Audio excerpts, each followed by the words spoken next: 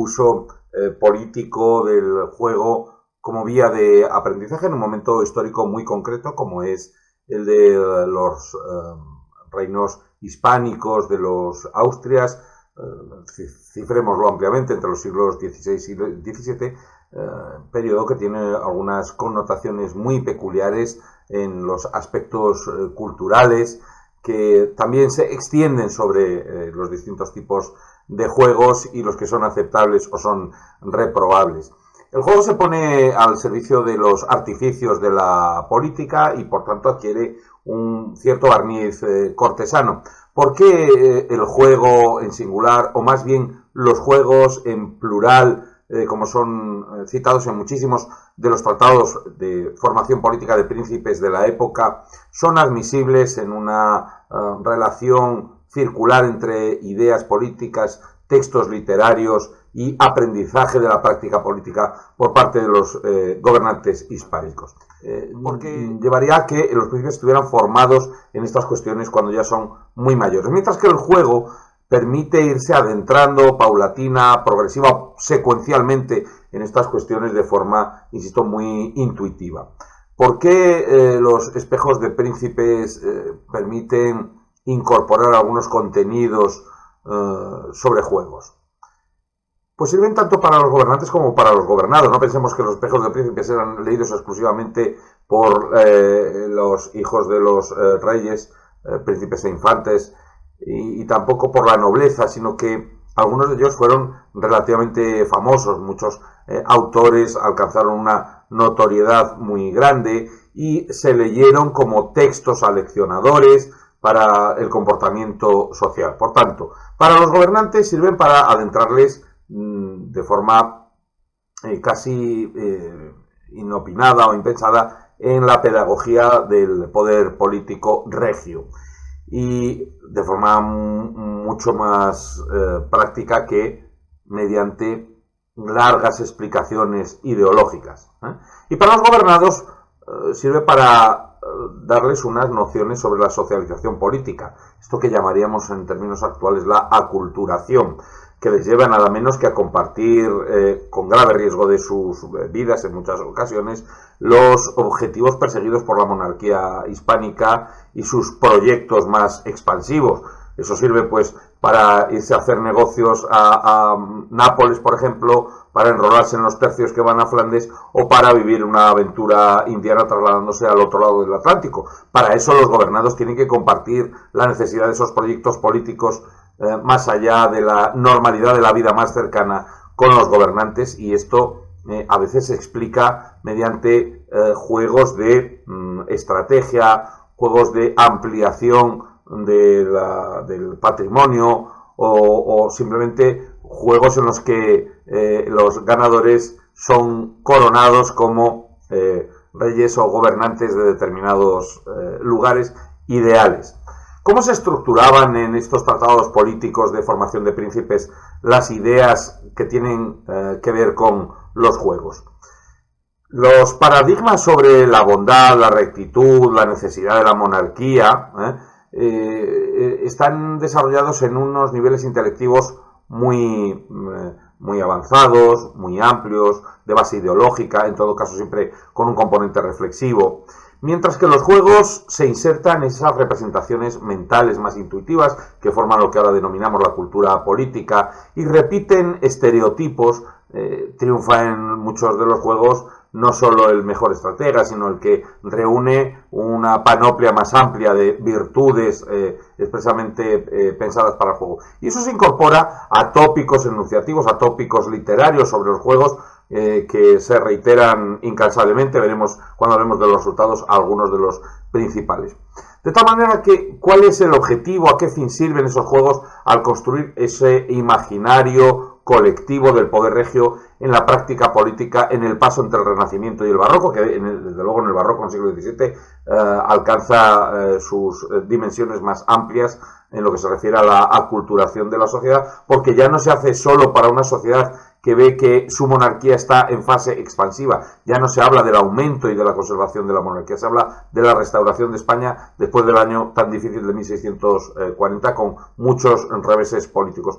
cómo se explica esta posibilidad de ir perdiendo territorios, virreinatos, poder político, hegemonía continental.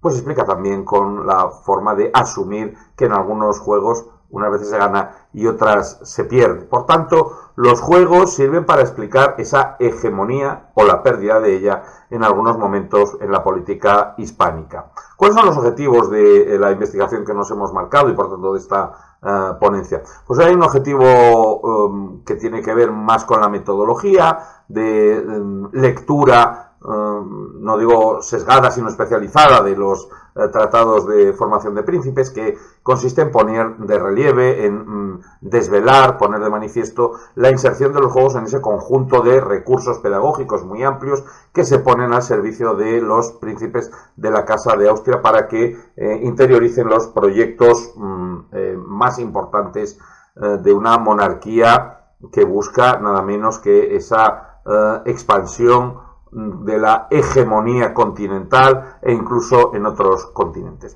Y el segundo objetivo es complementario, tiene un carácter más finalista, más teleológico, que es analizar en esos principales textos de los siglos XVI y XVII, en los reinos hispánicos. Decimos los reinos hispánicos porque los hay en la Corona de Castilla, en la Corona de Aragón, en sus distintos territorios, pero también en varios virreinatos, nada menos que 2 centenares. Si hay una prelación de los juegos, los mejores juegos por un lado, los juegos permitidos por otro, los juegos prohibidos o al menos sobre los que hay enormes advertencias que llevan a la restricción de su práctica. En juegos, particularmente aquellos de estrategia, sirven al discurso político en la medida en la que el acierto en el buen gobierno se logra por la práctica de la virtud y en el juego el triunfo se logra por la práctica, por la preparación, por el ensayo, por el entrenamiento en el juego de que se trate, ¿no?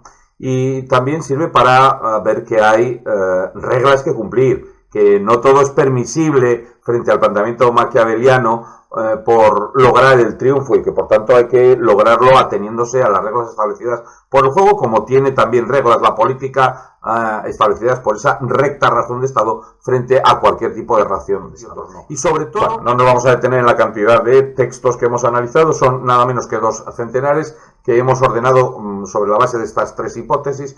El tratamiento del juego en el aprendizaje es diferente entre príncipes y el resto de la infancia. Algunas cosas que se dice que no es conveniente que practiquen los chicos ni siquiera en el estamento nobiliario porque hace perder mucho tiempo y les hace adquirir malos hábitos. Sin embargo, se justifican los príncipes bajo ese paraguas del aprendizaje, de las acechanzas y de las cuestiones negativas que van a tener que afrontar en algún momento en la política. En segundo lugar, el juego proporciona contenidos descriptivos del poder político y en menor medida algunos prescriptivos, pero ya veremos que también algunos son posibles, y luego que no todo juego es admisible para incorporarlo en el currículum formativo de los gobernantes. ¿Qué hemos encontrado? No da tiempo a que le relate aquí, en el texto escrito dejaremos algunas pistas, la enorme cantidad de citas sobre los juegos que hay en más de un centenar de tratados de formación política de los siglos XVI y XVII. Desde luego superaría con mucho el tiempo disponible para esta ponencia. Pero sí quiero indicar cuál es el conjunto de tópicos descriptivos agrupados, en primer lugar, sobre el juego aceptable que se enuncia como la conveniencia de irse preparando para un aprendizaje muchísimo más difícil de explicar en términos ideológicos, con una gran profusión de reflexiones abstractas. Por tanto, el juego sirve para bajar a la concreción de la práctica política por las siguientes razones. Primero, porque el juego enseña a prever los siguientes movimientos del adversario. Muchas veces se dice, es que en el juego, no necesariamente el juego del ajedrez, a veces se dice, en el juego de la pelota hay que saber qué es lo que va a hacer el siguiente movimiento del adversario. Por tanto, enseña a los principios a que su palabra no es normalmente la última, desde luego menos en el concierto internacional cuando hay otros adversarios queriendo ocupar la misma plaza o la misma situación de hegemonía. En segundo lugar, no son solo útiles para aprender el príncipe, sino también para entretener al pueblo, para entretener a los súbditos. En algunas ocasiones se habla expresamente de entretener a la plebe y se citan expresamente los casos de los Juegos Romanos, que son bastante menos juegos que espectáculo, pero se habla muchas veces de los Juegos Olímpicos, expresamente así. Muchos de los juegos sirven como aprendizaje de prácticas o de estrategias y tácticas bélicas, y en ese sentido incluso algunos de carácter físico son admisibles también para los príncipes, con todas las cautelas del mundo que tienen que ver con quiénes son los que comparten los juegos con el príncipe. Se dice también que son signo distintivo de la vida de los reyes. Claro, los súbditos están demasiado ocupados ganándose la vida como para poderse entretener jugando. Por tanto, se habla muchas veces de comer como un rey, beber como un rey, disfrutar como un rey, jugar como un rey, ¿no? O vestirse como un rey. También se dice son un gran aprendizaje para saber perder, porque saber perder en el juego de vez en cuando previene contra la adulación de decirle a un príncipe todo lo hace bien, vuestra alteza, y además forja el carácter cuando no se puede ganar o cuando se pierde contra otras personas que están en una situación política o social de rango inferior a la del príncipe.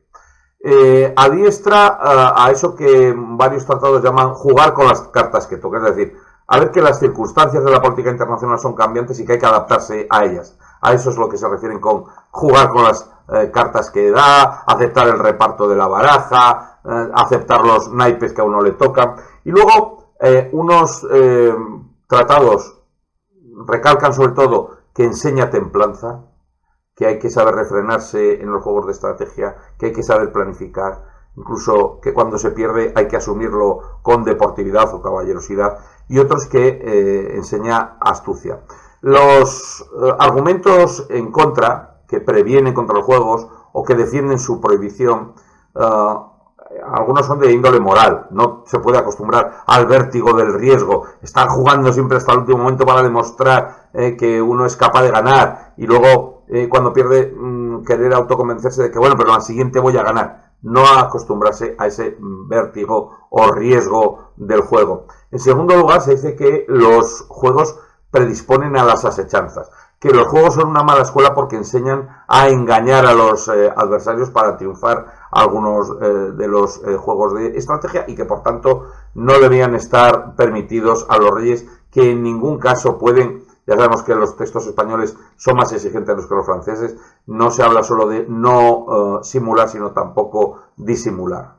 Los que implican la pérdida de dinero son una advertencia generalizada, porque se ponen como anticipo de lo que sería la pérdida del erario público, la minoración de la hacienda, la pérdida de patrimonio regio, ¿no? Y muchos de ellos tienen una cierta prevención genérica al equiparar al juego con una pérdida improductiva de tiempo. ¿Cuál es? En relación con la discusión, claro, hay un trasfondo político de fondo muy complejo que relaciona el juego con el azar, con el imaginario de la fortuna que se mueve, con la fortuna que abandona al gobierno de los Austrias, sobre todo en los tópicos del barroco, que es muy peculiar, pero que también está muy seguido de cerca por la censura regia e inquisitorial. Luego hay relaciones entre juego y deporte como arte guerrero. Y finalmente no siempre se acepta el carácter lúdico del juego, es decir, el juego se justifica porque es un aprendizaje, pero no porque sea un juego.